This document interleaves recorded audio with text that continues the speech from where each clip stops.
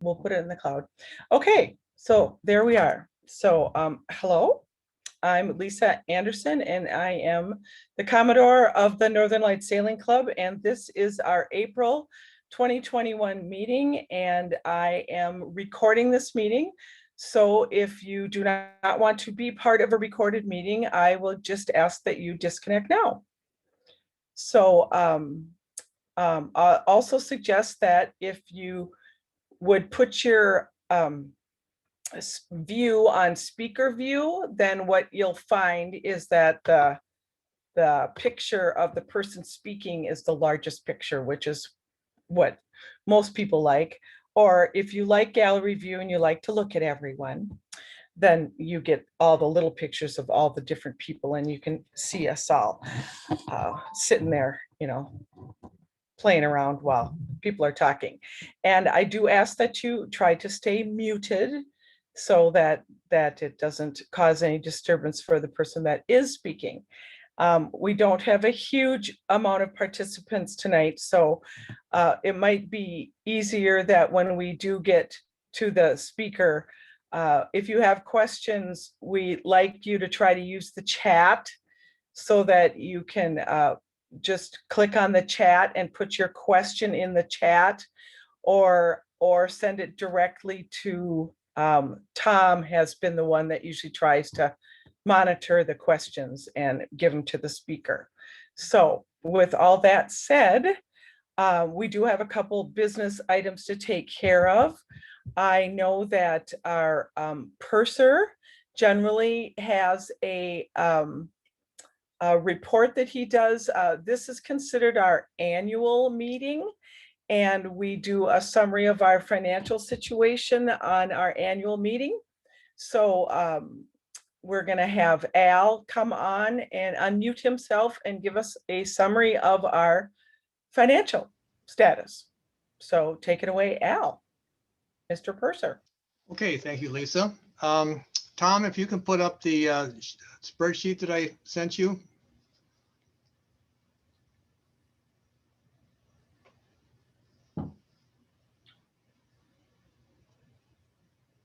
Well, he practiced it. Just like you practiced, Tom. Yeah. And you're muted, by the way, too, Tom. Tom, you're muted. Here it comes. There we go. Okay, this is looking better. Okay, so this is basically a brief report of our finances for 2020. So to start off with, in the revenue section, we had about 139 members, maybe 140, and we took in a little over $4,100 for memberships.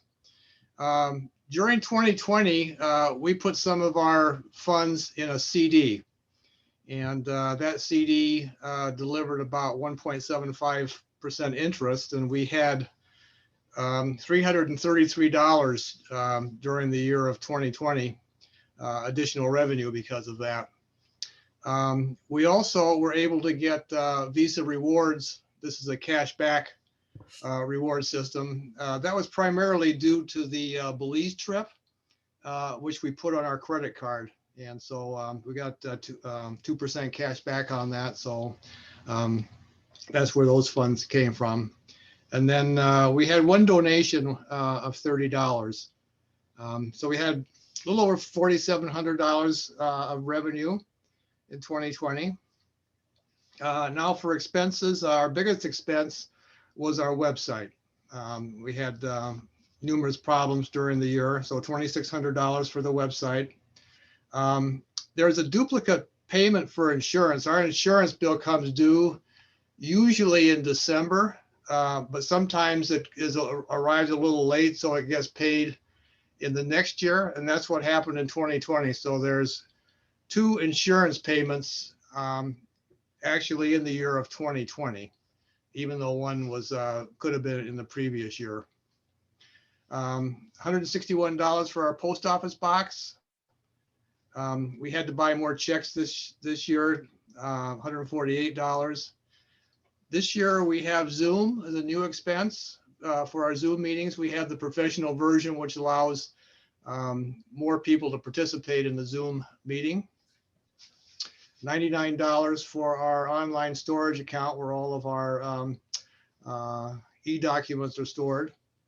Our meetup site, $89. That was canceled during 2020, so we won't see any more charges for our meetup account.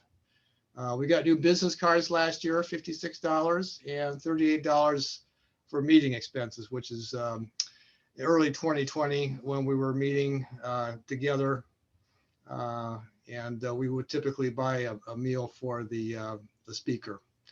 So all told, we had about $4,200 worth of expenses, and so our operating surplus was $479.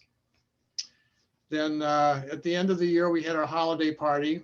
We made a donation to Urban Boat Builders of $500, and we paid Larry Carpenter, the speaker for that event, $100. And so that was an additional expense for the year of $600. So we wound up with a net loss for the year of $120, which isn't too bad if you consider that $400 and some of the double insurance payment.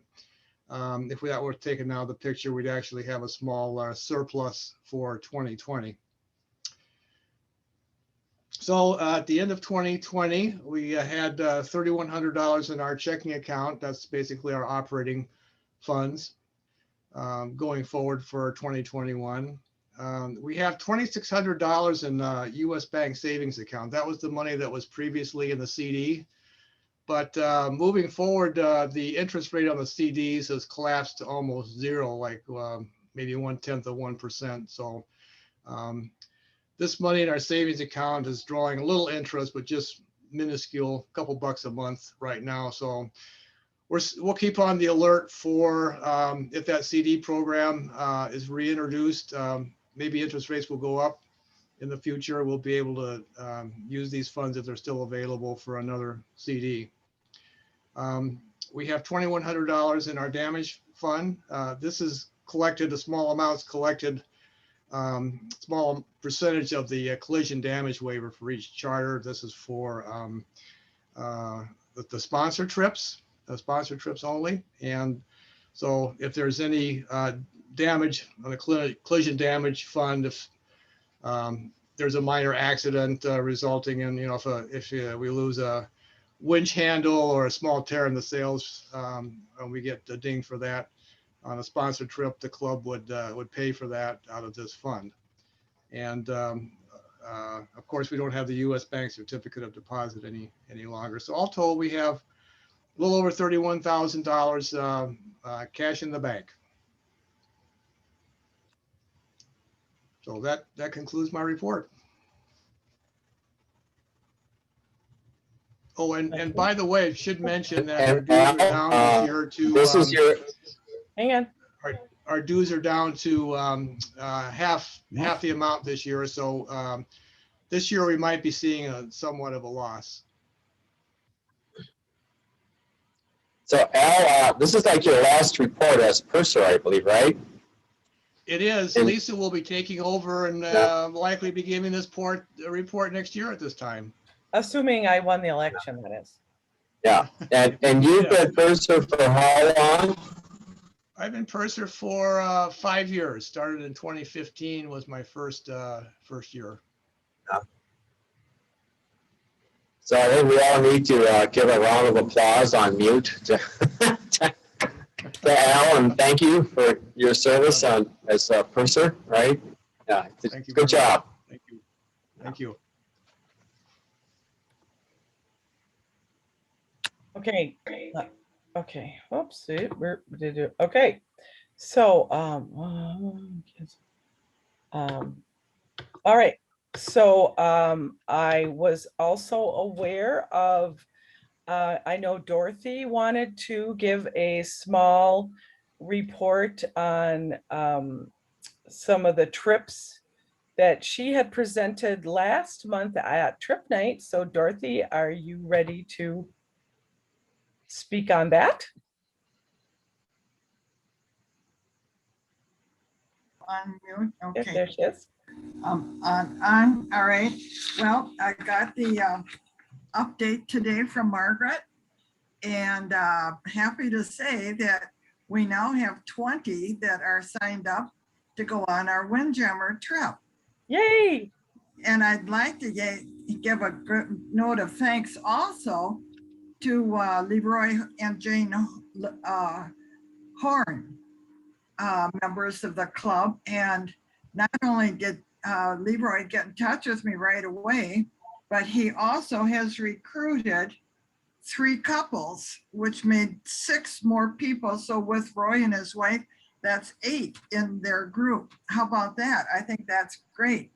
And then we also had a new member. She's only been a member for 2 months, and I'm excited to have them join us. And that is Lisa Huang.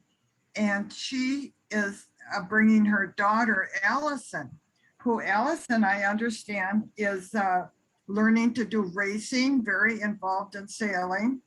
And talking to Margaret, she explained to her that her daughter's interested in going into the Coast Guard after. So I think we're going to have a very interesting trip, and Jim and your brother are going to be coming along from Duluth. That'll be great. And maybe we can get some more Duluth people up there. We still got room for what, 7 more. Great. Anyway, so that's the good news. And we just have to keep pushing, and it is definitely a goal.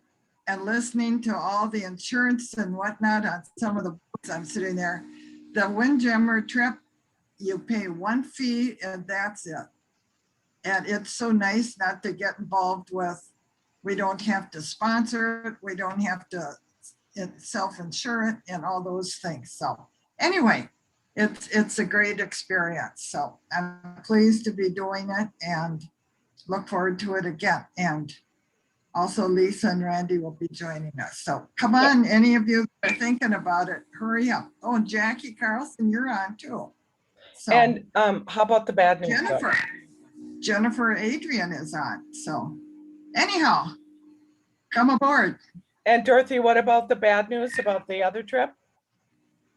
Oh, well, that had the Newport, Rhode Island trip had to be canceled. We just couldn't meet the required deadline. And we only had 1 skipper. And so that, unfortunately, we had to cancel it. And if anybody is interested, we've got a wonderful company out in Newport, and you can always get in touch with them and charter a boat on your own and go out and sail around in Long Island Sound. So I guess that's about all I have to say.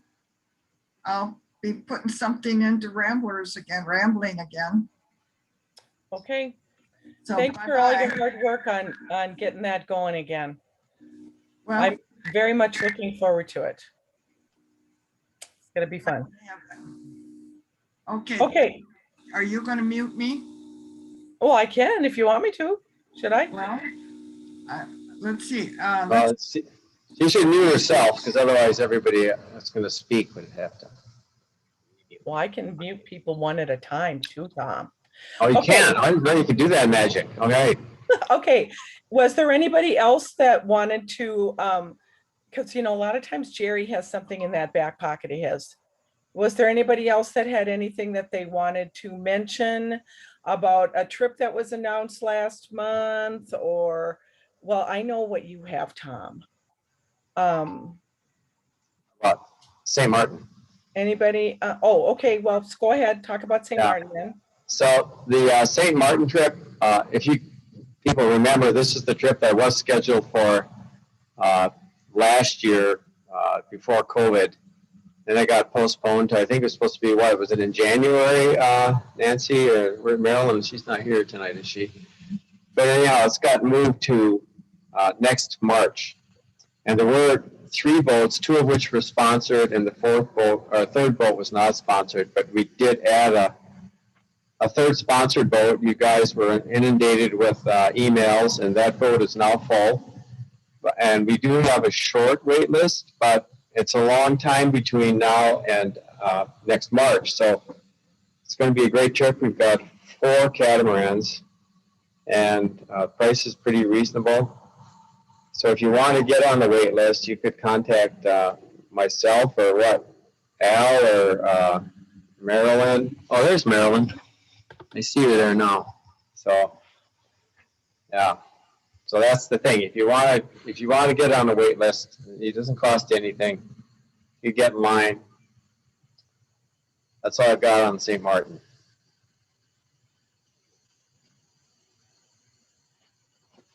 Okay. Is Joan on? I thought I saw Joan. Joan, did you want to say anything more about your flotilla that you're starting to kind of build? Yeah, I don't really have anything more to add right now about the flotilla. It'll be probably the second or third week in February, but I don't have it the exact date set up yet. But, Right, but- just email me. Anybody who is interested, just email me, and then I'll put you on the list and let you know as soon as we have the information. So that's the British Virgin Islands, Yep. Mhm. and next February, and probably will include going out to Anegada, Yes. right? Yep. And so that's also very, very fun. It's really hard to get to go out there because a lot of the charter companies won't let people just go on out there. So that's kind of a special thing. So it's a good deal to be able to go out there. Yep. And so, Yeah, Well- you can choose a monohull or a catamaran, and you can bring your friends or just get combined with another group from the club. So it's up to you. Yep. Everybody So- kind of self provisions and everything, their own boats. Yep. And there supposedly is going to be, this is kind of semi-sponsored by the British Virgin Islands. So they're going to sponsor a party here in October for people that want to go. Yeah. So I want to go. So come on, people, let's get some more people that go. Everybody can't go to St. Martin. Okay. Come on, let's go help the BVI. The water is just so beautiful there. Mhm. You just can't. And the lobster in Anegada is great. And you go take the little cat taxi over to the other side, and the snorkeling over there is just fabulous. So I only got to go there that one time because I was with a group that was all super experienced. So the charter people let us go up there. So, because it's rare, they don't let you go up there. The charter companies don't let you sail up there. And it was really nice because you got a nice long sail, and I was really excited. So that's, when somebody says I get to go there, it's like, oh yeah, I want to do that. So I'm psyched. Okay. Okay, so the other big news that we need to go over is, and I always say that to Vicky. Vicky's like, Anegada da vida. That's what I used to always call it. I'm not even sure how you say it, Anegada, but I'd always call it Anegada da vida. Oh, yeah, anyway, funny. But so the other big news of today with Sailing Club is to go over the election results. And so if anybody else has anything they want to get in, it's like speak now or forever hold your peace, or at least until after the end of the speaker. So I just have one okay. request. Mhm. Now that I am the Bearings editor, I'm just begging people to send me their contributions for the May issue. The deadline, I'm hoping it's April 25th. So if you have any announcements, any classified ads, any trip stories, anything that you would like to appear in the Bearings, if you could please get that to me around the 25th. Great, thank you. Fabulous. Thank you.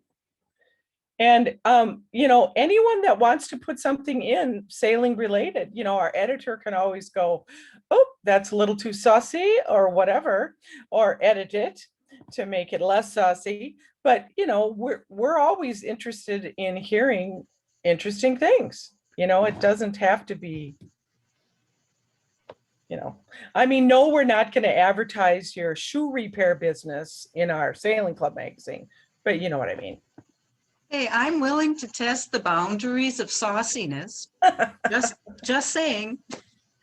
Yes, well, when I was newsletter editor, because I've done pretty much almost everything once upon a time for the sailing club, I used to go search the internet for uncopyrighted, funny sailing jokes in my spare time. But, like I had a lot of spare time back then. Okay, so I guess I will turn it. I think Reeve has something to say. Oh, Kristen, do we have your email address? Do we know how to reach Yes. you? Yes, my email address is all over the April issue of the Bearings. Yes. So don't make me give you guys a pop quiz. Yes, like it probably came from her. So, you just have to hit reply. Bingo. Yeah, okay. Got that one. Okay. I think Reeve had trouble figuring how to unmute himself there. So maybe that's why he came running in there at the last minute. Okay, so then I guess I'm going to turn it over to Tom. But before Tom starts speaking, I just want to say to everyone, and I said this to the board before, as the outgoing Commodore, I've had a lot of fun. I've also had a lot of frustration being the Commodore of the club. I was absolutely petrified when we figured out that we had to start doing all of our meetings by Zoom. I mean, I am a professional business person, but to try to figure out how to do these Zoom meetings and have anything of any kind of interest or I just was like, oh my God, I'm just going to quit. This is not going to work. I'm not the right person to do this. I'm done. And that's how I felt a little over a year ago when we were presented with this big problem. And I have to say that the board that we had, the outgoing board, it has just been incredibly amazing. We've all pulled together, and people have come up with some really incredible speakers, and people have jumped in and helped, and where we've had technical issues, we've had people that are comfortable with that, like Tom, jump in and help us out there.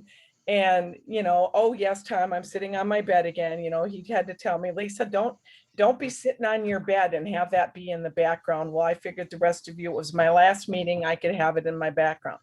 But and we really pulled together, and we really did a good job, and I'm really proud of everybody, and saved me from just losing my mind thinking there's no way we're ever going to survive this whole pandemic and still have anything of any value to offer. And I just, I look back on the meetings, and I'm really proud of what we did. And, I've actually figured out how to upload a YouTube video. I think this is like relatively amazing, without my son even showing me how to do it. I figured it out all by myself. And so I'm going to try to get those all up there. And, we've got a good bunch of people, and some of us are staying, some of us are going, but, it's a good group. And welcome to the new board, and thank you very much to the outgoing board, and we'll see what 2021 has to offer. Hopefully part of that will be a lot more sailing. So Tom, let us know what's happening. Yeah. And thank you, Lisa, for your service, and thank you for being willing to slide over into Purser. But before I do the election thing, I think, Betty, do you want to say something quick about the shrimp oil? I know it'll be but as long as we got like 28 people here, I think we do have a date, right? Oh, yeah. Yeah. Oh, I wasn't prepared to say anything. Yeah, we have a date. I don't have my stuff here. It's all right. It was in the bearings. I mean, it's going to be in the bearings. This it's all set. It's still at the Tony Schmidt Park. It will be then in September, is it 14th? Yeah, was it the, 14th. I think it was September 14th, yeah. it was the second Tuesday instead of the third, correct? Right, correct. Yes. Yeah. Yep, that's the 14th. Yep, so that should remain the same. And then as far as details and everything, we'll, work on those later. But anyway, mark your calendars for the September 14th. Okay, with that, I just want to, I just want to digress a little bit. My sister and I are fortunate enough to be at our parents' home up in Lake Superior, and I don't know how much you can see of that, but that's Port Superior over in Bayfield that you can see across the water. But anyway, the lake is calm, the ice is gone, and the smelts are running. Ooh. So, supposedly. All right, the election. I want to thank, first of all the people that volunteered to run for the board. We had quite a few people on the board, the existing board, that decided would re-up for either the position they held or to switch to a different position. So there was a little bit of musical chairs, but we did end up with 4 open positions. And we have, I gotta get to my different view here. Let's see here. I think we have most everybody here on the board, except for Dennis Tierney can't make it. Dennis is the new trip chair. He also he graduated from Annapolis. He was in the Navy for 4 years, and he's also going to be our first mate co-captain on the 3rd boat and the St. Martin trip. So that's going to be fun. But going down the list. So Tom, why don't you read off the list, and then maybe each person could unmute and say hello so that their picture comes up? Yeah, that's what I was going to do. Okay, thank you. So, I'm going to be the new Commodore. Thank you, everybody. There were 54 votes cast. We need 25% of the membership, which I think is 130 something. So we were way beyond what we needed for that. So, and actually, we had about 10 more votes cast than we did last year, our first email ballot. And that went very smoothly, and thank you for everybody that voted. So our new Vice Commodore is Karen Tangen. Karen, you're out there somewhere. Do you want to unmute and...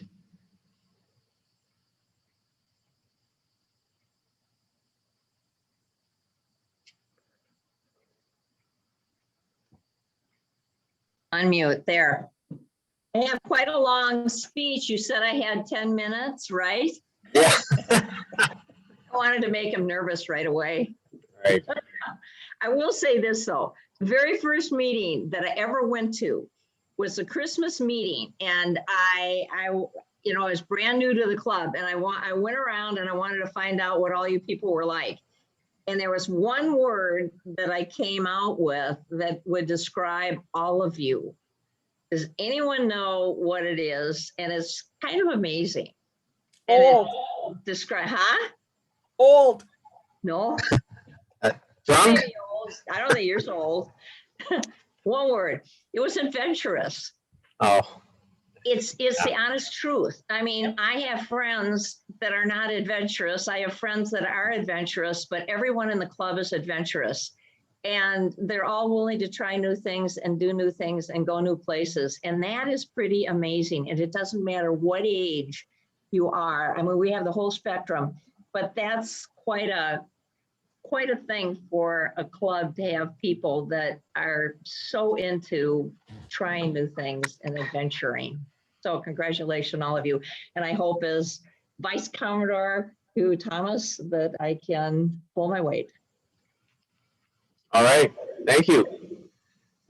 Jenny, you're on board next. Jenny is staying on as secretary. You want to unmute?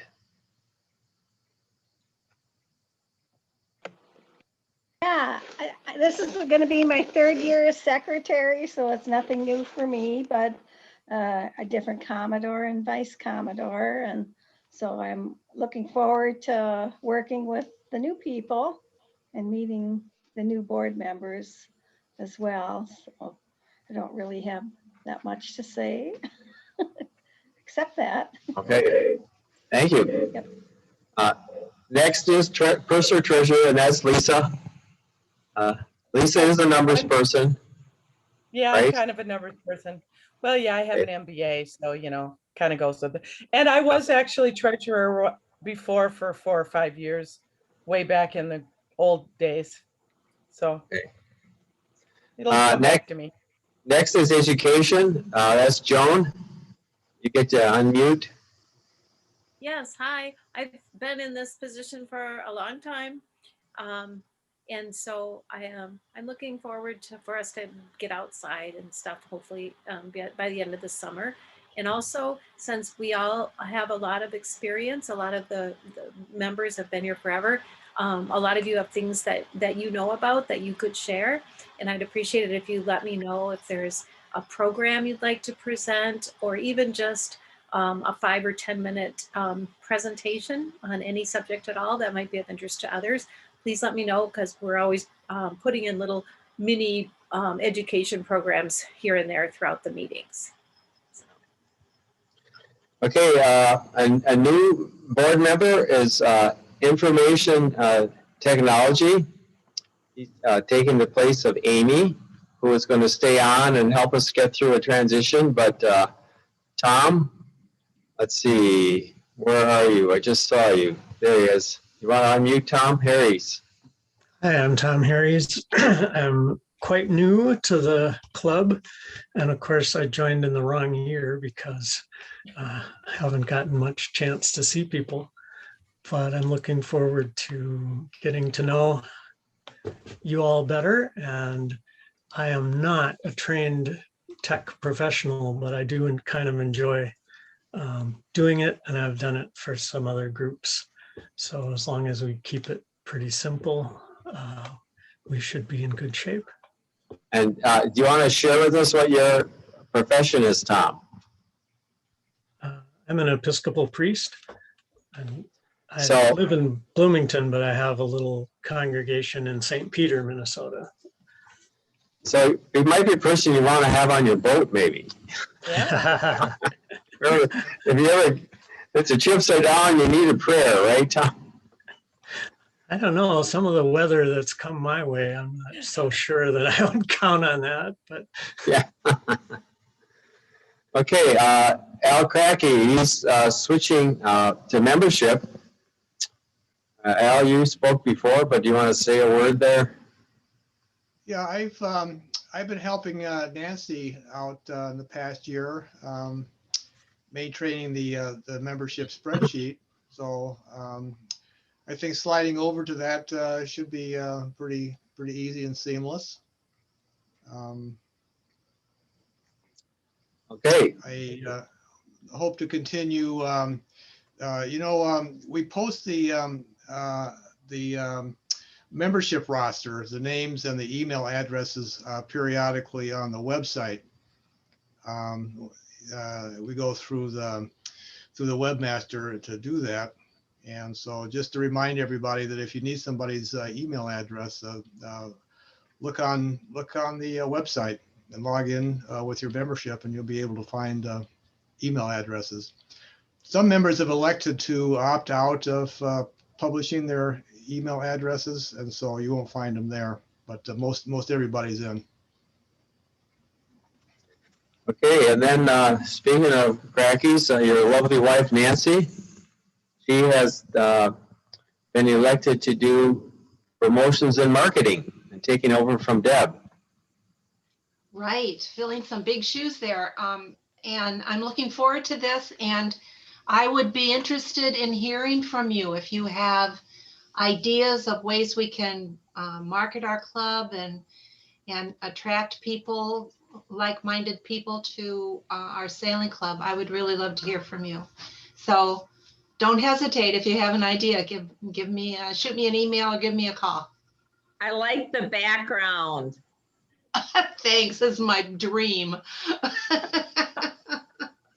Well, we're all there. That's a good marketing ploy. There you go. Okay, next is fellowship and special events. So we heard from Betty. Betty, you can unmute again. You just talked about the shrimp boil. Well, this is my second year then for this, and of course, didn't really do much last year except the holiday party, which was, it came off pretty well. I was surprised that we got it together on the Zoom, but anyway, this year, hopefully, it sounds like it'll be all different since we're already starting with, the shrimp boil in person. So anyway, hopefully now we can actually have a get together events for the next year. So. Okay. And I have a new puppy and he's at the door. That's why I really got to go to. So yeah, we're still working on the house training, but anyway, so that's it. All right. I mentioned before the trip chair is Dennis Tierney. He can't make it tonight. And he and his wife are both members. They're both going on the St. Martin trip. So we'll be seeing him at another meeting, hopefully, and looking forward to having him on board. And then last but not least, once again, programs and meetings, you guys. That's what gets this meeting going that we're at right now. And it's kind of a team effort. So we don't have everybody in that slot. Some of that task kind of falls to the Karen as Vice Commodore, but we all share that task. So that means that anybody out there, scour around for speakers. If you, through your job or through other organizations, come across a speaker that you think would be applicable to our sailing club, let us know. And we really need a team effort here to pull the club together and keep these meetings interesting. So that's it. I think that's the wrap up. Thanks again, everybody, those that volunteered. Nancy? Does anyone have an idea for somebody who could take that position? Because that's a full position. It's meetings and programs. Does anyone have just any idea at all that they would put forth? We'd all help the person, but Yeah. don't all answer at once. We're going to start cold calling again. Yeah. We'll go and start cold calling the membership. Okay. All right. I think it's time to turn it over to Jerry. Are you out there? You introduce our speaker? Yeah, it's my pleasure to introduce Jim Sherrill, who's the president of the Duluth Superior Sailing Association. And I don't know, Jim, how long have you been the president of the association? 18 or 19 years. So, oh my goodness. So you've been around the block. So. Oh yeah. Yeah. I have some reasons I've wanted to be, to accept that for that amount of time, and they're continuing. Oh my, okay. But, you know, yeah. Well, I'm excited personally, and I think for the club, our relationship with your organization and you. We started, actually Dorothy Zimmerman started working with you several years ago to kind of do some joint sailing activities up in Duluth. And I'm happy the way things are progressing, and I think we have a ways to go. We can do a lot more sailing up in Duluth, and your folks with on our trips, and so I'm really excited to hear about your organization, other organizations in Duluth, what the future holds for the Duluth Superior Sailing Association. So Jim, tell us about it. Okay, well, let me share my screen. Just a moment here.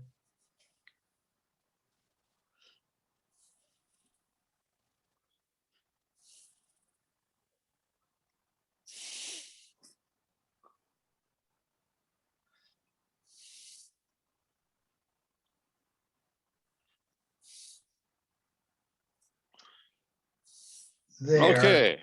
Yep. And that's okay. So a little bit about me. Dorothy was very particular that you should hear about who I am and maybe why I've been as committed as I have over these years. I have lived in Duluth since 1974. I came up here right after graduating from University of Michigan with a degree in naval architecture and marine engineering, which is vessel design, all phases, all parts of the design of a vessel, most any kind of vessel. I came up here thinking I would stay for a year or so, and that was in 1974, and I'm still here. I grew up on the Great Lakes. I grew up in Erie, Pennsylvania. Erie has a peninsula that's about 7 miles long that encloses a large bay, similar in size to the Duluth Superior Bay. And I was an avid sailor as a kid, not because this was something my family did, it's because I became interested in it somehow.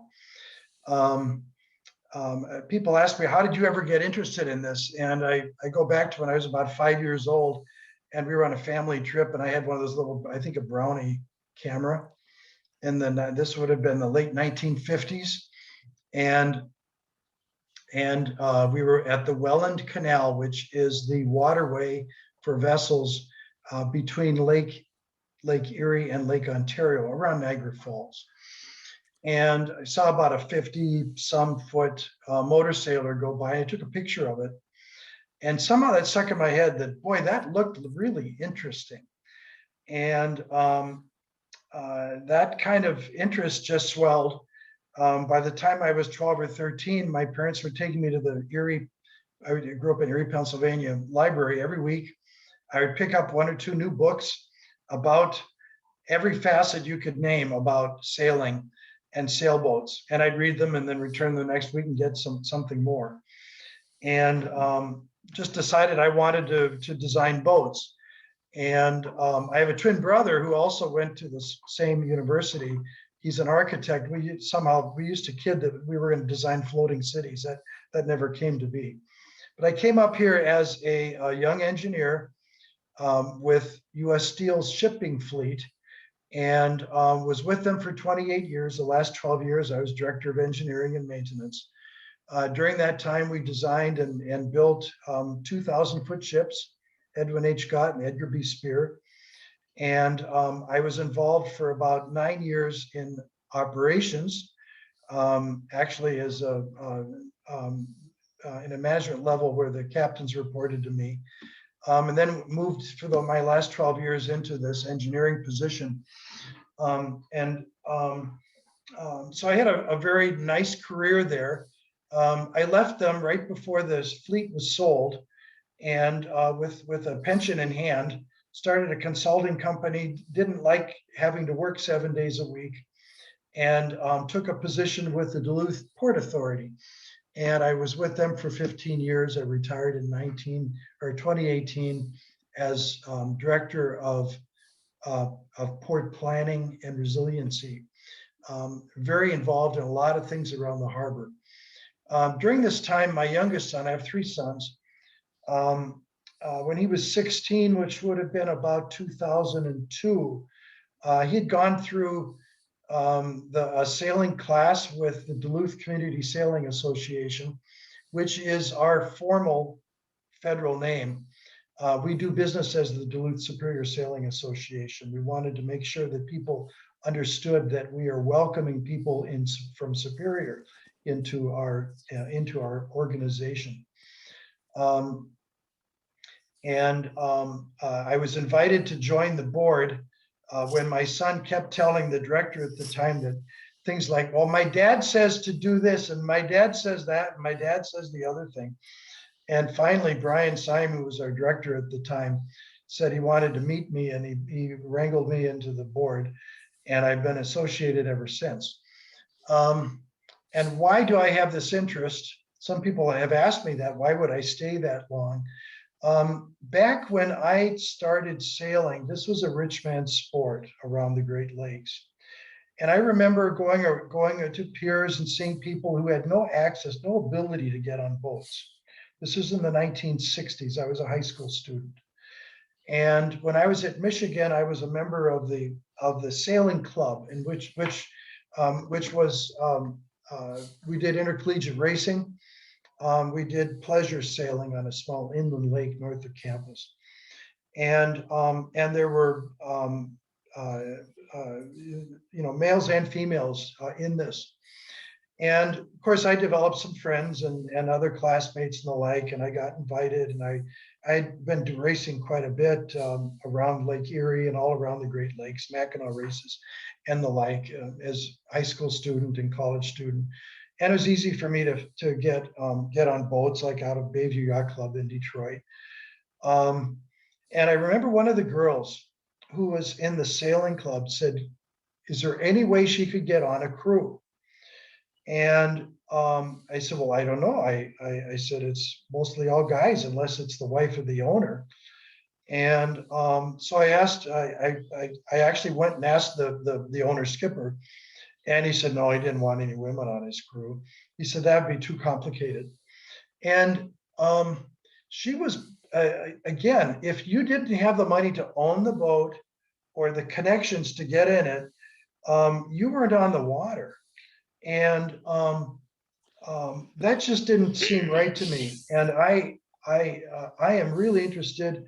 And the reason I've stayed involved with the Sailing Association, because I have my own boat. I've always sailed. We have a beautiful 38-foot sailboat. I actually don't do a lot of sailing with the communities, with our association, because I'm always with our family and extended family on my own boat or boats. I want to make this sport available to the people who aren't in a position to be invited out, or ability to own, or maybe don't want to commit the time and effort into owning a boat, but they still want to be on the water. And so that's my driver in this association. So, and again, Duluth Superior Sailing Association, we make sailing affordable. See if I'm able to proceed. Okay. There's our Bergie. Our website is www.sailingforall.org. And Jerry asked me, what is our history? So first of all, we are a charitable nonprofit. We have a mission that fits within the federal rules for as a charitable nonprofit. We can accept donations that the donors are able to deduct from their taxable income. Our mission is to teach the life sport of sailing to kids and disabled, and also to provide inexpensive access to the sport from our pier on Park Point. What's our history? So we started as a joint operating program between the American Red Cross and the Twin Ports Youth Sailing and the YMCA in Duluth. They call them the Twin Ports Youth Sailing Association and called that TIPSA. That was in 1979. So we weren't a charitable nonprofit at that time, but we were, operated. It was a program operated by the nonprofits. They worked with community clubs, had a small wooden boat design from a New Zealander, about an 8-foot long small wooden boat, and about 5 or 6 of these were built by the community clubs. And this was a daytime midsummer program for kids. And that's all it was. It was, a summer camp type program during the day. In 1993, we were incorporated as the charitable nonprofit we are today. We are a 501c3. We are the Duluth Community Sailing Association, registered in the state of Minnesota, to do business as the Duluth Superior Sailing Association. We're not really a club. we are a nonprofit organization. How are we supported? We have about a $35,000 annual budget today. That is supported by memberships, operational fees, grants, and gifts.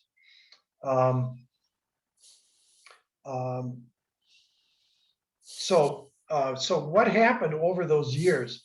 So we operated for a number of years as a small organization. When the YMCA and the Red Cross pulled out, the Duluth Parks and Rec Department kind of picked up the slack. And they actually had some funds and they helped pay the costs and pay staff. We only had 1 or 2 staff members. Our total budget was about $3,500 a year. And some years in the 1990s, that formed, I don't know, anywhere from 50 to 80% of our total budget.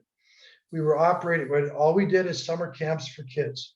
And again, that was the way we were originally formed. It's just a youth program.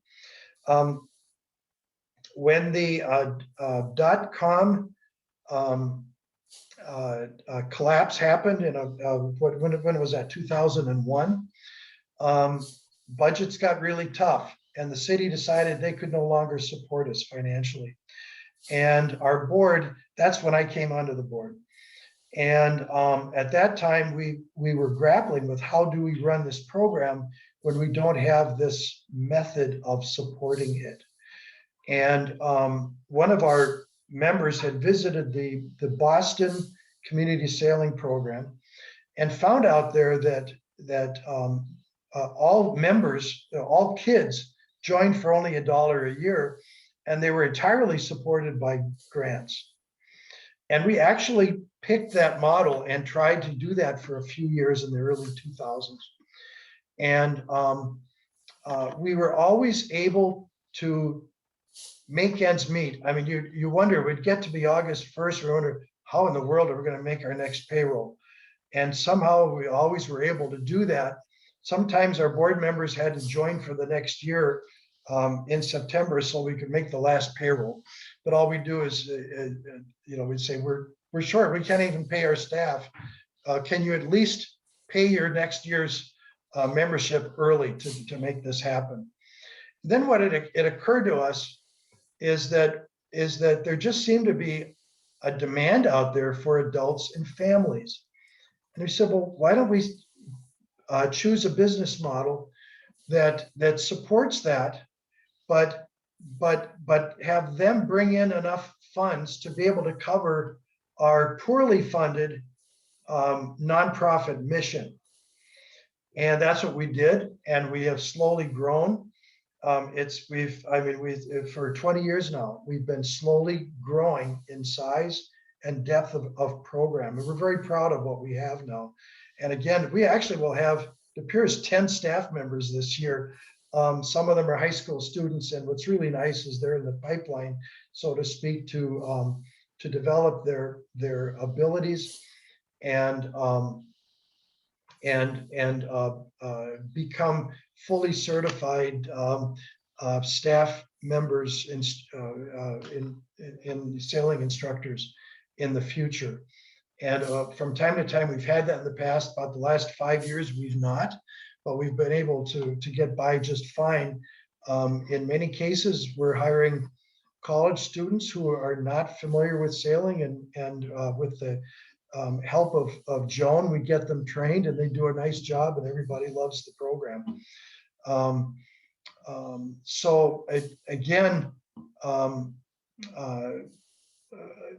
It's roughly, some people I don't have the exact numbers, but gifts and grants can cover about 20 to 25% of our revenues.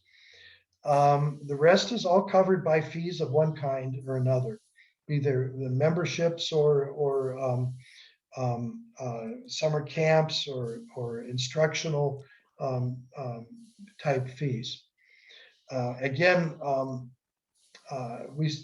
we are able to make ends meet every year, one way or the other, and sometimes it's with a prayer. So what does our entire program encompass. Our biggest focus is on youth lessons and summer camps. And we outreach, and this is with gifts, volunteers, and grants that we seek. One of our board members kind of specializes in writing grants to bring Center City and low-income kids down. Some of these kids live in Duluth and have never seen the lake, believe it or not. They live into the central hillside of Duluth, and they're just a mile away from the lake. They've never seen the lake before. We do adult lessons. We've tried having those as programmed lessons. We found that increasingly adults are so scheduled that it's 2 years ago, we stopped scheduling like week-long lessons or like every Tuesday for a month sort of thing, and just say, pay us for a private lesson. And that's been very busy. We taught dozens of adults individually, even last year when we weren't allowed to even be on the same boat with them. We actually were able to get a grant where we had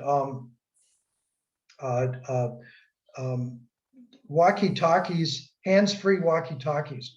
So you don't have to press send to be able to speak into it.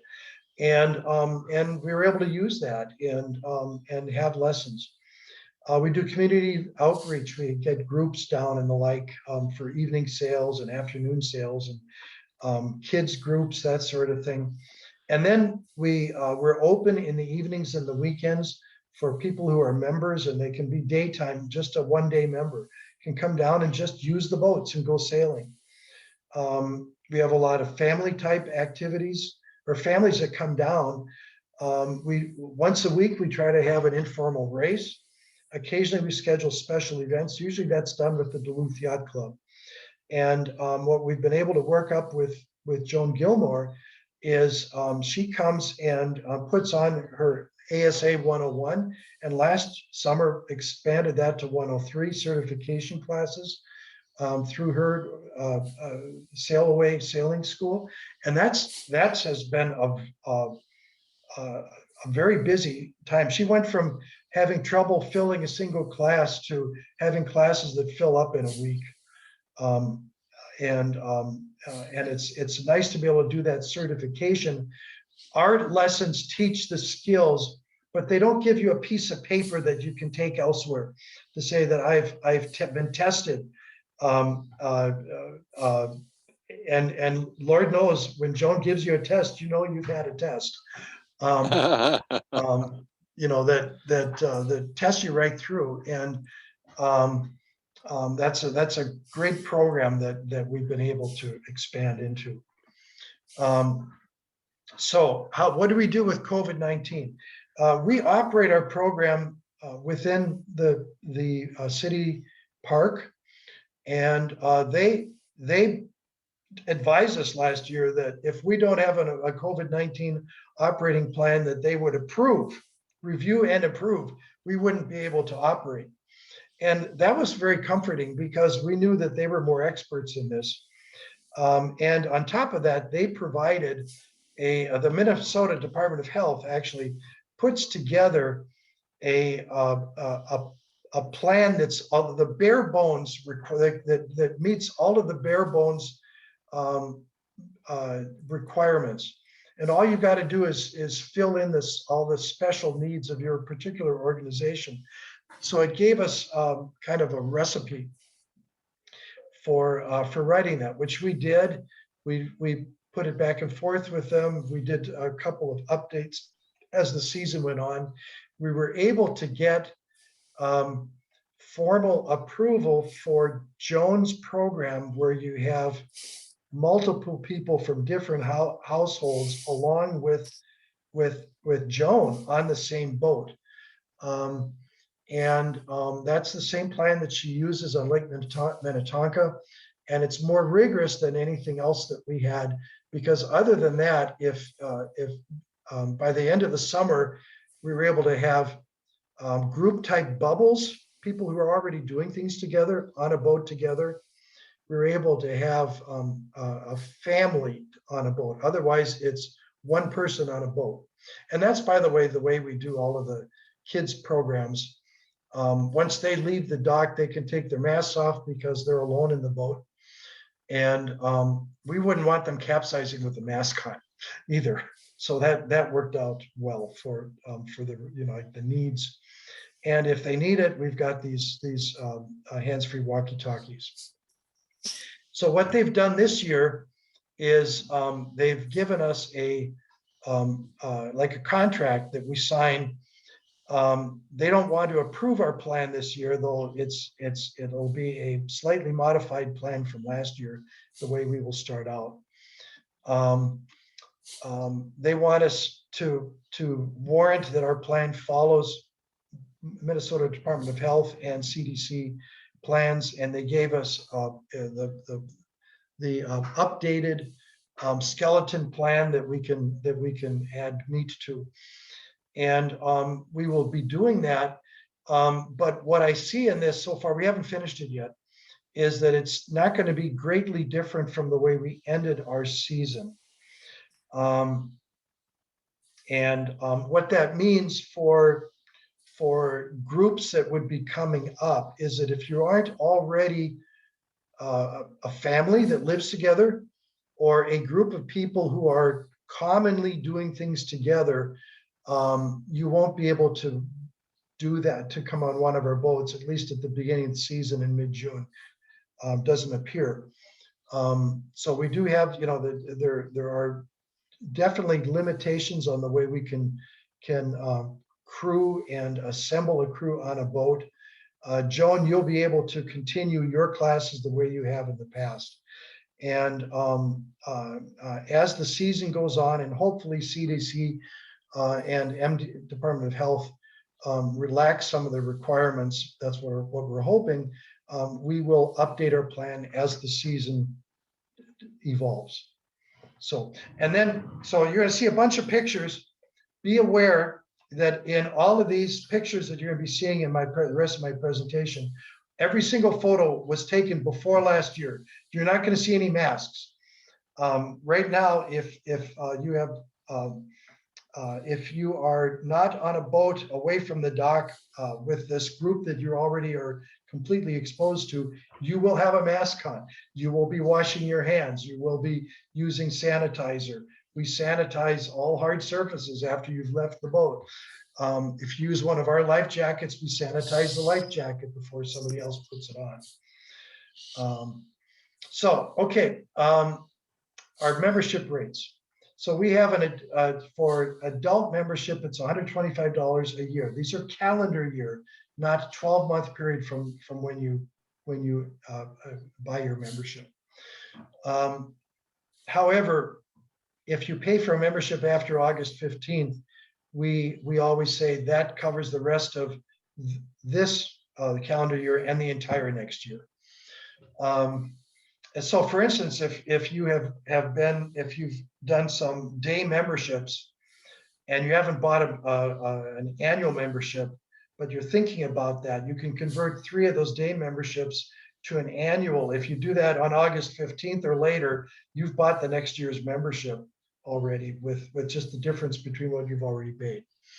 So we have a special rate for NLSC members of $99 adult memberships rather than the $125.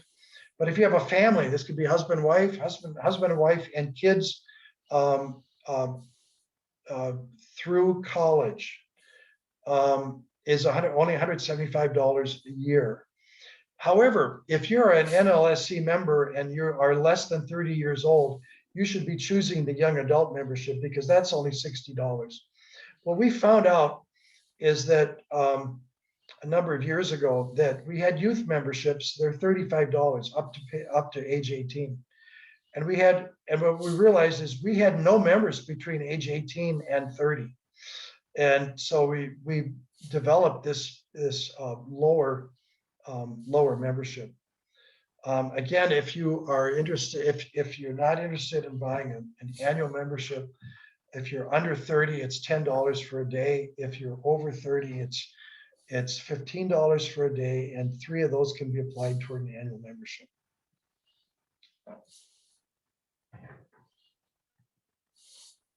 So right now we own 3 auxiliary keelboats. 2 for sure will be in the water. The ones that I'll be talking about are the ones that if you've ever been up here before, you've seen them and you've sailed on them. They are the Catalina 25 over easy and the T24 J4. But we also have a 22-foot Chrysler that was recently donated to us, which is a very nice boat. And if there's enough demand to have a third auxiliary sailboat in the water, we will launch that. To operate those boats, or any boat, you have to be approved, you have to be signed off by a staff member that you know how to do that and you have some experience. And we do expect a higher level of experience for the auxiliary boats because they're allowed to go through the piers into Lake Superior. Our other unpowered boats really have to stay in the bay. We require that they stay in the bay. If you have the ASA 101 or 103, all you got to do is show that you know how to operate, how to raise and lower the sails and starting, you know, the motor, just you know the details of that particular boat. All of the other boats, and you can see what all we have, what our whole fleet is. It's all on our website because we own 30 boats. And though 8 of them are Optimus prams, 8 feet long, and 10 of them are lasers, 13 feet long. But the rest are centerboard boats or small keel boats of one kind or another, some with power, some without. We love to sail. I listed some of the things here that are neat about sailing. It's really to learn the sport, you need to be mentored. You need a mentoring relationship. It isn't easy. Everybody looks for an easy way to do things. Sailing, you shouldn't consider it to be particularly easy. You're going to get yourself in trouble sometime if you think it is easy. You have to be somewhat committed to it. It's a lot of fun. It's fulfilling. It's great activity for families and groups. Teaches teamwork, self-reliance, confidence, collaboration. You can add to that. There's a really neat book out there. It's been out on the market for about 10 or 8, at least 7 or 8 years, by Nick Hayes out of Milwaukee, called Saving Sailing. We have several copies of that if people ever want to check those out. A lot of local organizations have helped us out in a lot of ways with grants and gifts and just plain help. I've tried to list them here. And by the way, I mentioned Sailboats Incorporated, you know, Barker's Island Marina. Eric Thomas, if any of you know him, he's a part owner of that marina at Barker's Island now. But Eric was one of the very first instructors under TIPSA back in the late 1970s, early 80s. The Duluth Yacht Club in particular is very committed to helping us on an ongoing and annual basis. What they recognize is that the kids that are learning to sail with us are eventually grow up and become the boat owners and members of the yacht club and racing with them. So here's just a picture of some volunteers that came out one year to help pull our docks. Where's our pier? So we meet at the south end of Park Point at the city park called the Park Point Recreational Park on this little pier here. So you come out here and you'll see there's a little embayment. The beach house is right over here. And this is where we keep our boats, and some of the bigger boats are usually on moorings outside of it. So we do own 30 plus boats. Besides the auxiliaries I mentioned, we have a soling, 27-foot soling. We have 3 2.4 meters. These are 12-foot long keel boats where you sit on center line, and they actually are are outfitted for disabled sailors to be able for the physically disabled to be able to operate, but anybody can use them. They've been gifted to us by Courage Kenny, which is not part of the Alina health system. We have a Yingling, which is a 20, I think it's a 21-foot keel boat. Fun to sail. It's like a stripped or a miniature soling, not quite as big and powerful as a soling, easier for a couple people to handle. And then we have a number of centerboard boats. We have a 17-foot O'Day, a 19-foot O'Day. We have a couple of 18-foot interlakes. We have a 19-foot Flying Scot. And all of these smaller boats that don't have engines, there's no fee to use those, and they're never all taken. So we usually don't even reserve those. If you want to use one of the auxiliary boats, it's best to reserve it. And you don't have to come up here as a group event with NLSC. If you just be a member or a day member and come on up for the day, make sure we're open, that we don't have bad weather and closed for some reason, and come up for the day. So this is some of our youth setting up our Optimus prams one year. It's a picture of the Interlake. It's an 18-foot boat. Reminds me a lot of a Lightning. And we take hundreds of people sailing every summer. This is really our nonprofit mission. Here's a sailing camp getting ready to go with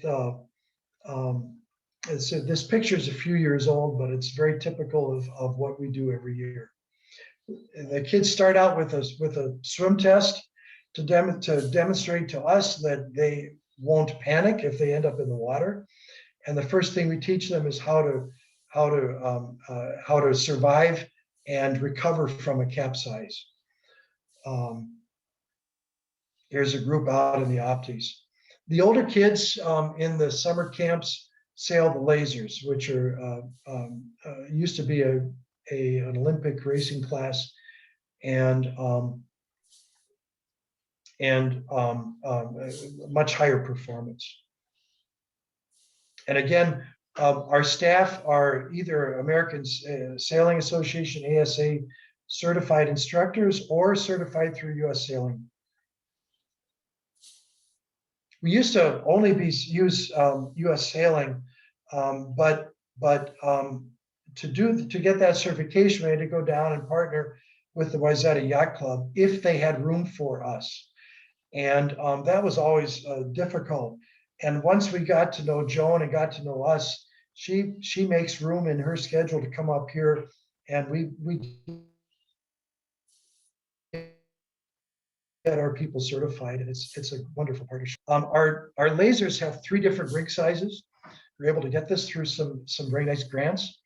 So no matter what your body weight, you can choose a rig that kind of fits your body weight, all the way down to 75 pounds. The smallest rig is kind of rated for a 75-pound person.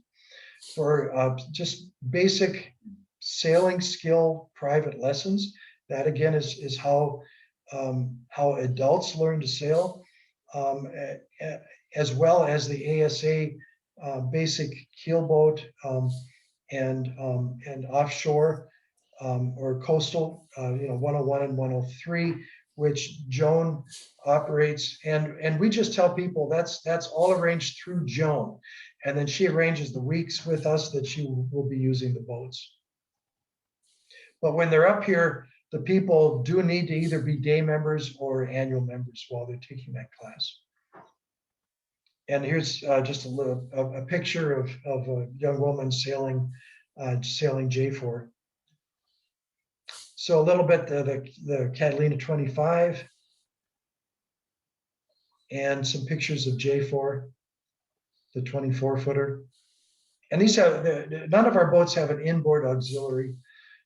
These are outboard auxiliaries. And this is a picture of an evening sail, open sailing on one of the Solings. And again, our pier is open mid-June. We open it up the Saturday after school closes in Duluth for public schools. And we're open through Labor Day, and we schedule some weekends in September if we can do that, if we have staff available and the interest of members. This was a 2-year-old learning to sail with her mother. And a lot of our members crew in the local races. Barker's Island Yacht Club has weekly races, as does the Duluth Yacht Club. Mustang Sally, owned by one of our very avid supporters. Of course, we all wear life jackets. Kids have a great time. This is a picture of one of these 2.4 meters. They're really fun to sail. You don't have to move your body weight. You know, it is a keel boat. And once you're in it, we actually have a lift for people who are in wheelchairs to be able to get into these. And so we can lift them right out of their wheelchair and directly into the boat, and they can go off sailing. And here's a community group out in one of the Solings.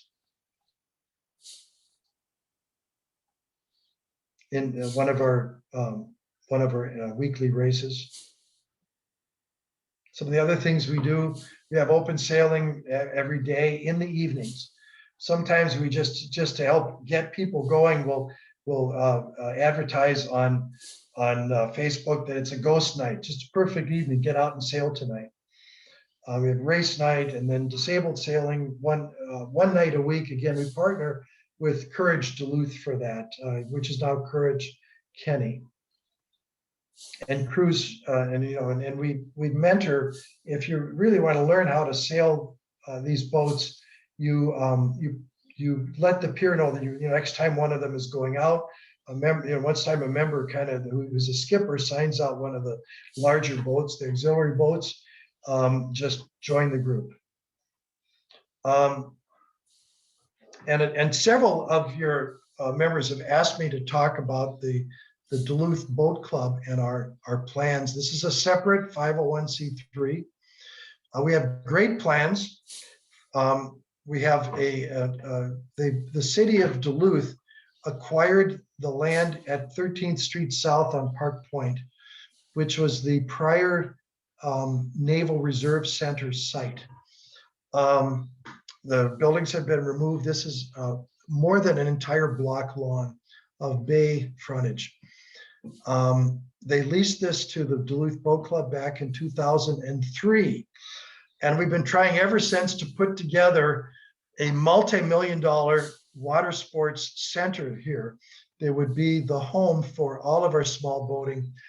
And we actually did a feasibility study 2 years ago. And we're hoping the price of this keeps going up every time we turn around. It went from 2 million to 3 to 4 to now we're at between $8 and $10 million. And the price scares donors away. So we thought we were getting close to actually being able to start this. The city's always told us that don't come to us until you can do the whole thing. In a meeting right before the pandemic hit last year, they finally said, well, they would allow us to phase it.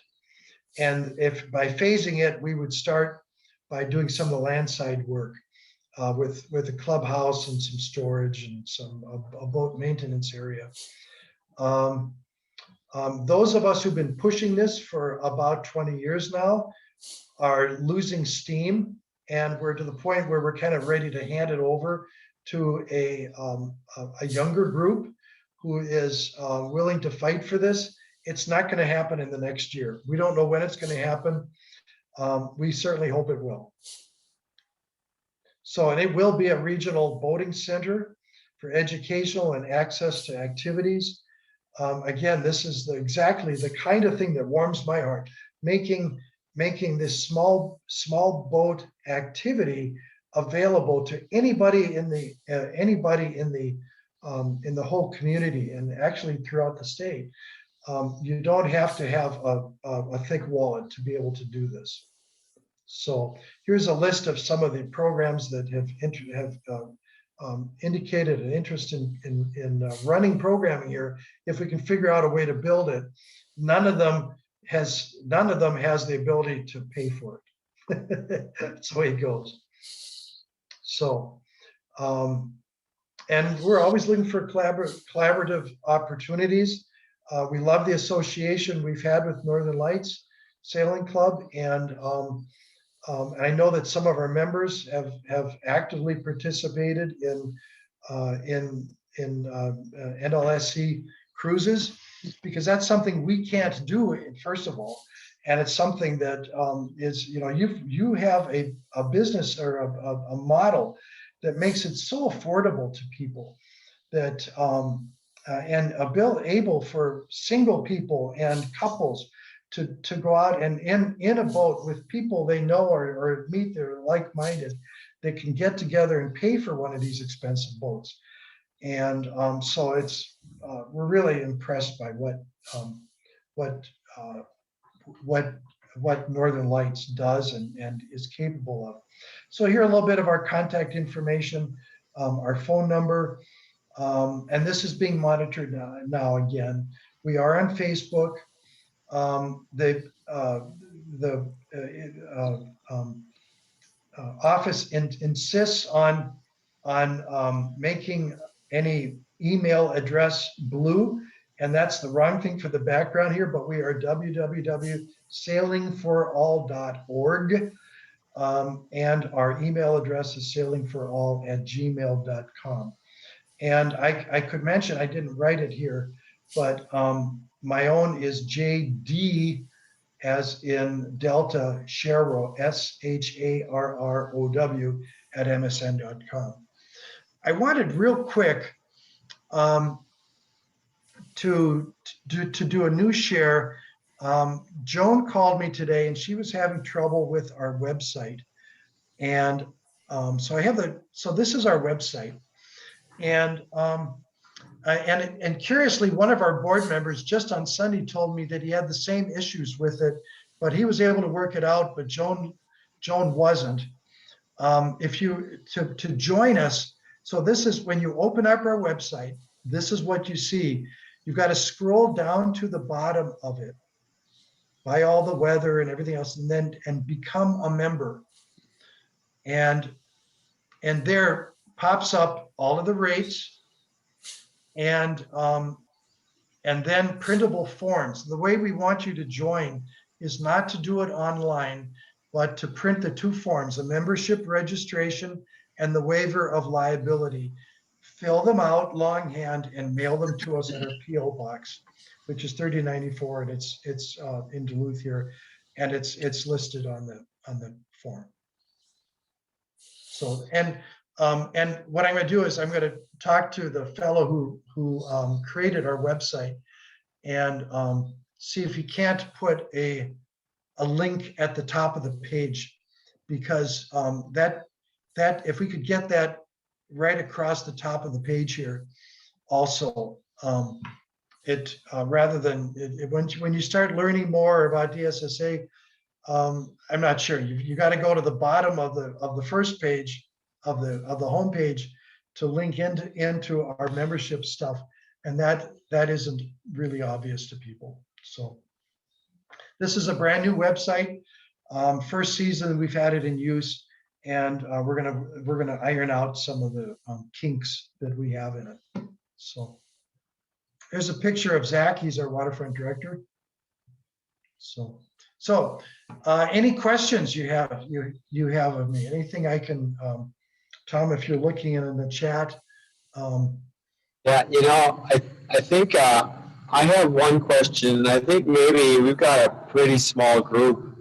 I think people maybe can just unmute themselves and ask the question. That might work.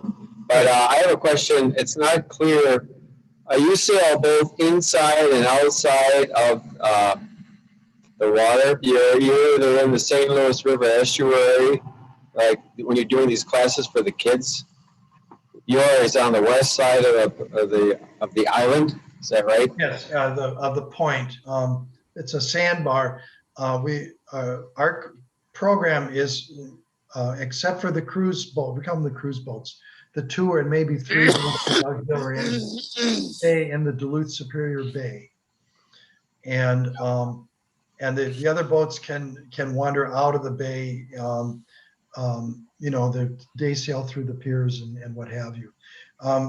You really are required to motor through the piers. You can motor sail, but don't try to just sail through the piers, either set of piers. It's too dangerous.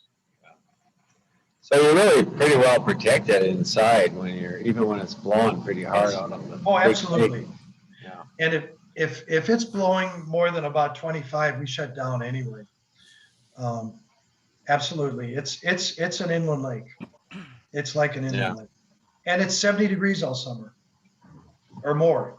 The bay is always, during this period of the summer, it's a similar temperature to inland lakes in Minnesota. Unlike Lake Superior, which might be in the 40s or 50s, depending on how the wind is blowing and how late in the season you are.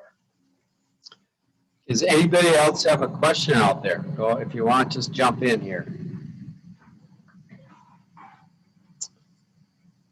I would just like to say to Jim, thank you so much. And you included so much of interest. And I'm so grateful that you were able to spend your evening when you just got back from the trip to do this for us. Thank you so much. It was kind of fun. I did the dry run. We were sitting in a KOA campground in Hot Springs, Arkansas last week, and did our dry run with Tom and Jerry.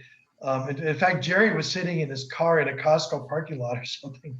We were able to do a dry run. I was just working I had my computer with me, but we were just the Wi-Fi we had in the campground, but that was sufficient to be able to display the PowerPoint. And so of course, I've done some updating of that PowerPoint since then to make sure that it's what you were looking for today. So you did a really good job, Jim. Thanks for putting all the time into this. Oh, you're very welcome. It's my pleasure. And I loved hearing about you. You know, I have to put my 2 cents worth and keep everybody on the ball on some of the things I particularly like to listen and hear about. Yeah. And feel like this is what I think other people would like to know also. So I'm always jiving along and sending in a suggestion to Tom. I got to keep everybody on the ball. You know, I don't have a particular job but my job is to keep nudging everybody and trying to light fires. Well, Dorothy, you do a wonderful job. It's admirable, and Dorothy is the link, the original link between our organizations. And Dorothy, I just need to thank you for establishing that link and keeping it up. You've done a great job. Well, it was my passion. Once I got involved with donating my book up there and getting to know you guys, it was, and with the kids taking those Opti lessons, I was so impressed, and they went out on white caps, and I'm sitting there, good God, I wouldn't go out today on those.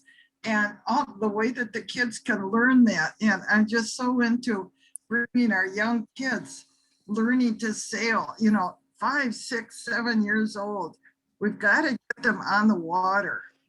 Yep. And thanks to Dorothy for her contributions to the club as well.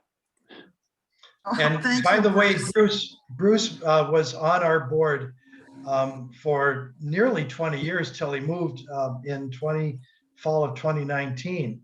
And during that entire time, handled our books and wonderful contributor. Thank you so much for everything you've done. Good to see you, Bruce. I haven't seen you since you left town, other than on a couple of these Zoom meetings. We're going to get him back up this summer and sail. Yeah. Good. Right, Bruce? Hi.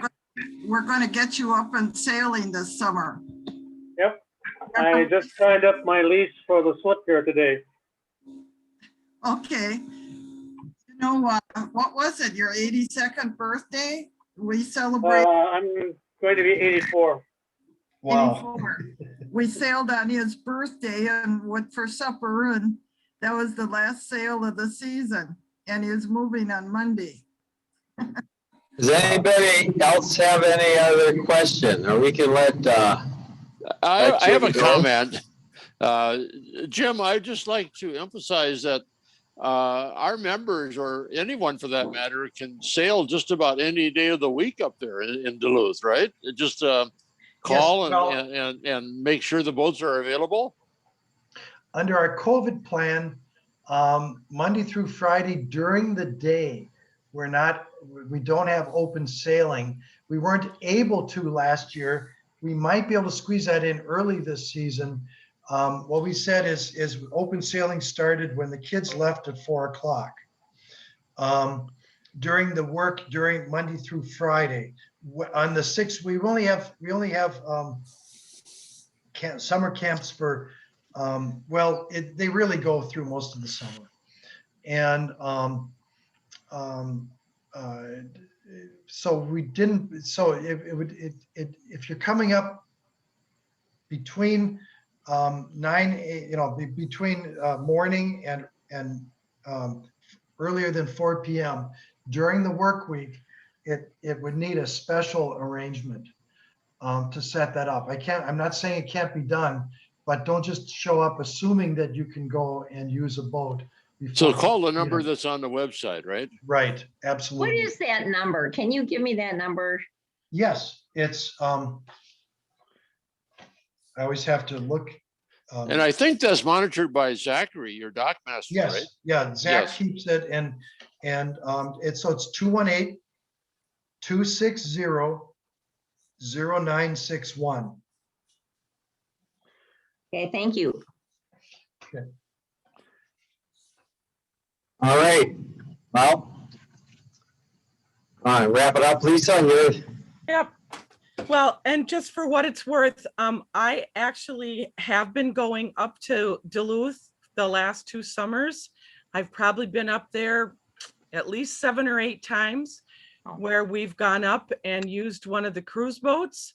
I haven't sailed any of the other boats. I've always sailed one of the cruise boats. J4 is my favorite. I don't know why, it just is. And we've Nice taken that sailing. out quite a few times. Last summer with the pandemic and stuff, it did become a little more popular. There were a couple times where we called and it was actually booked completely on the weekend that we were interested in it. So we didn't get it that weekend. And if we but find that happening, we'll put our 3rd boat in the water. Yeah, so it was because they hadn't gotten that boat yet.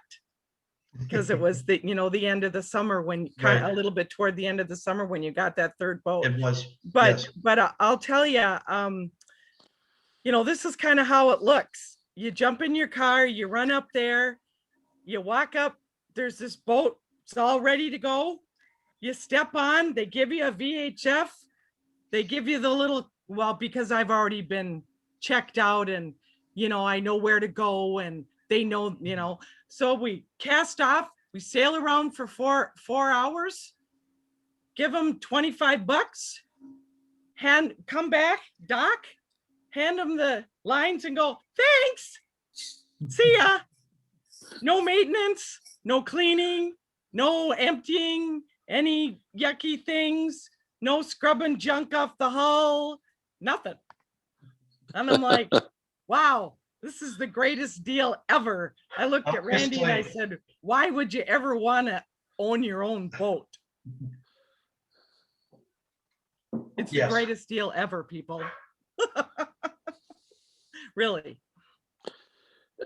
And Jim, I guess that you're probably open to donations of other boats if any of our members decide someday to donate a boat or get rid of their boat, that you might entertain taking it on.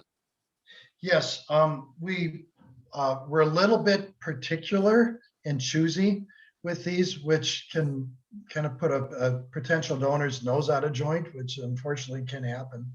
But we look for boats that have trailers, that are in good shape. We do a very bad job at doing major maintenance on boats. We need to receive boats that that are not a project boat, because we've done that some in the past, and the project doesn't seem to ever get done.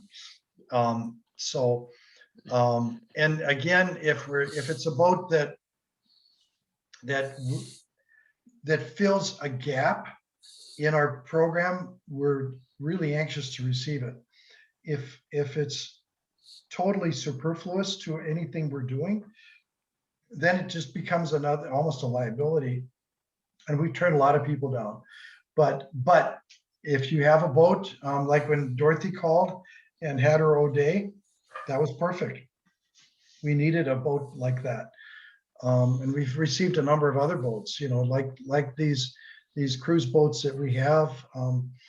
The Soling that we have today, we actually had a grant from Young Athletes Foundation, which is Grandma's marathon race, to be able to buy that boat. Some of the, our grants are financial, but yeah, we always are very interested in considering a boat. And we actually have some funds just donated to us by the Yacht Club to buy or to replace one of our older lasers. So if anybody knows anybody with a laser that's in good shape, it doesn't matter what the age is, as long as it's in good shape, we are interested in that.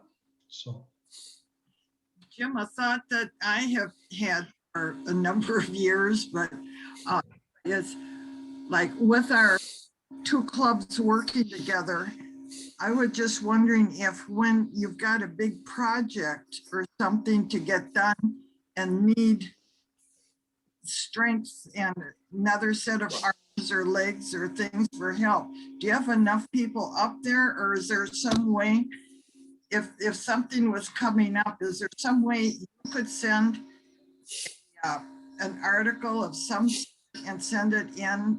Well, we on the 1st and 15th of May, we're going to be kind of setting up for the season. And if any of your members are looking for a volunteer day to drive up, it's 9 to early afternoon on those 2 days. And it's physical work of repairing docks and putting docks in, moving boats around, stepping masts, that sort of thing. Jim, Yes.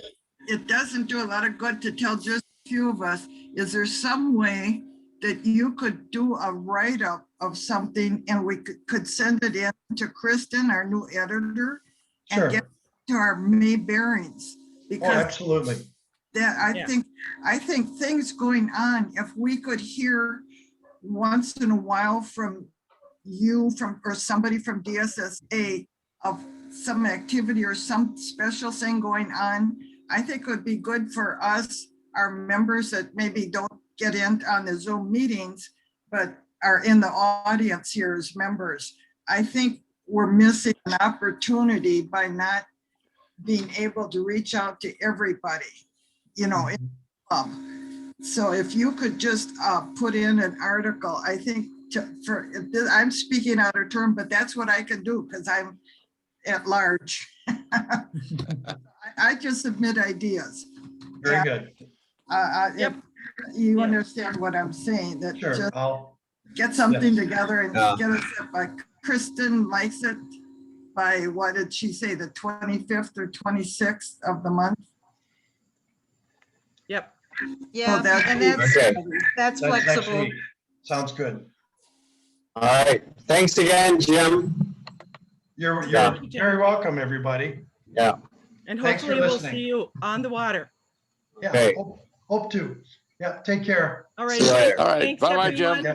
Bye And now. welcome to all the new board members, and thank you to all the outgoing board members for your service. Okay. Great. Bye-bye. Signing off. Bye.